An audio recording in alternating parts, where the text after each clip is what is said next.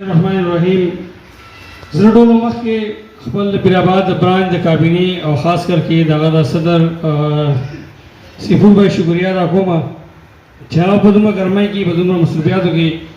نن په پیرآباد باندې میټینګ راوړو او الحمدلله دومره بیګان راغلي دي زموږ سره د پیرآباد کورونه بیګان ډېر کم دي خو بهرحال الحمدلله چې کوم راغلي دي دوم شکریہ زه ټولو شکریہ ادا کوم دې سره زما محترم وروڼو منګه چې دا تنظیم جوړ کړی دی دا منګه د اتفاق اتحاد لپاره جوړ کړی دی نو انشاءالله په دې کې موسیقي ونه خپل چې څه قسم زمونږ د وس مطابق کار کېږي د قوم لپاره نو انشاءالله ملګر کې به کوو دې سره الحمدلله موږ الله رب العزت داسې ښکلي مشران راکړي دي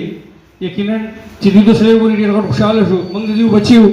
مناسب نه ده چې موږ په مخکې یو څو خبرې وکړو خو دوی به موږ بروسه کړله په موږ باندې یو ډېر غټ بروسه ده او موږ د قوم مشران جوړ کړي وي تنظیم مشران جوړ کړي موږ د دې شکریا ادا کوو دې مشکور یو دې سره موږ له مزید نورو مهنت پکار دی او مهنت موږ له خپل برانچونو باندې پکار دی چې کوم ځای کې زموږ برانچونه دي نو د هغې برانچونو چې کومه کمیټي ده کومه کابینه ده نو هغو نه مزید پکار دی چې په خپل علاقو باندې خپل کار وکړي مضبوطي طرف ته لاړ شي نو د افسوس سره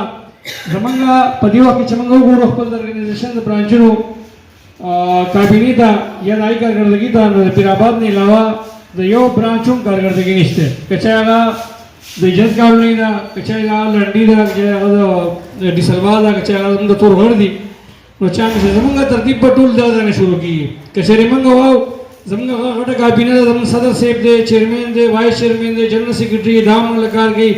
نو موږ منو چې هغه مشران هغه په کار کې خو د هر سیشي او نظامي که چېرې موږ وګورو ګورنمنټ پاکستان صدر وزیر اعظم هغه خپل ځای دی هغه سره شاته وګورو ایم پی اے ایم این اے بیا د علاقې چیرمین او تمام کارونه چې کوم دي د علاقې خلک کوي د علاقې چیرمینان کې مخې د خپل کارکردګي راوړي نو زه تمام خپل کابینې ته چې کوم د برانچونه دي هغو ته دا ریکویسټ کوم چې په خپل خپل علاقو باندې کوشش وکړئ د نورو بیګانو سره ملاقاتونه وکړئ د دې سره نن تاسو ته معلومه وه تمام ګروپ کې وایس هم چلېدلی پوسټ هم چلېدلی چې په پیرآباد کې زموږ پروګرام دی میټینګ دی خو د افسوس سره زه به دا خبره وکړم چې الحمدلله په پیرآباد کې که موږ وګورو نن به ګلۍ په ګلۍ باندې زموږ د رضاګانو بیګان موجود دي د افسوس سره دغه چند کسان راغلي دي دا چند کسان راغلي دي د قوم سره مخکې مې نه وه بیا به مې خو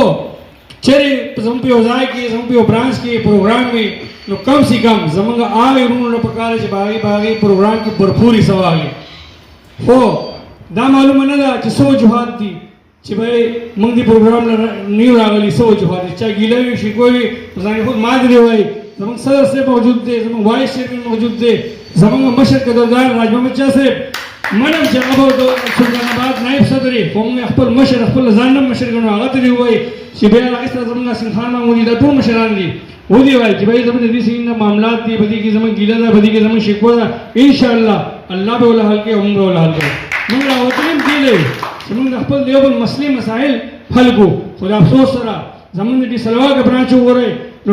ما د کاري په کراچۍ ټول نه زیات زموږ د رضا وروڼه په ډیسلوا کې موجود دي خو د افسوس سره زه نن دا خبره کوم چې په دې کې یو قسم د ډیسلوا نشته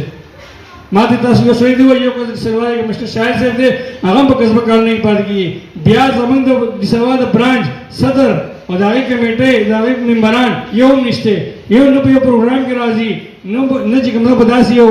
ګروپونو کې راځي څه وجوهات دي د چا څه ګیله شکوه وي موږ ته دې وایي انشاءالله چې هر وخت به موږ راځو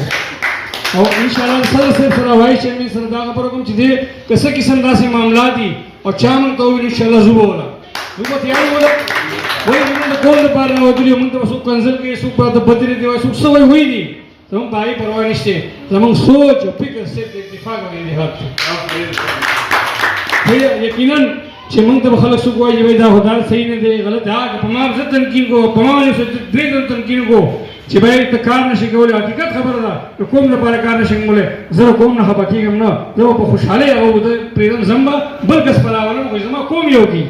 دا به زه نه وم چې په ما یې تنقین کړو زه ولې لوړ شم بھائی زه کار نشم کولی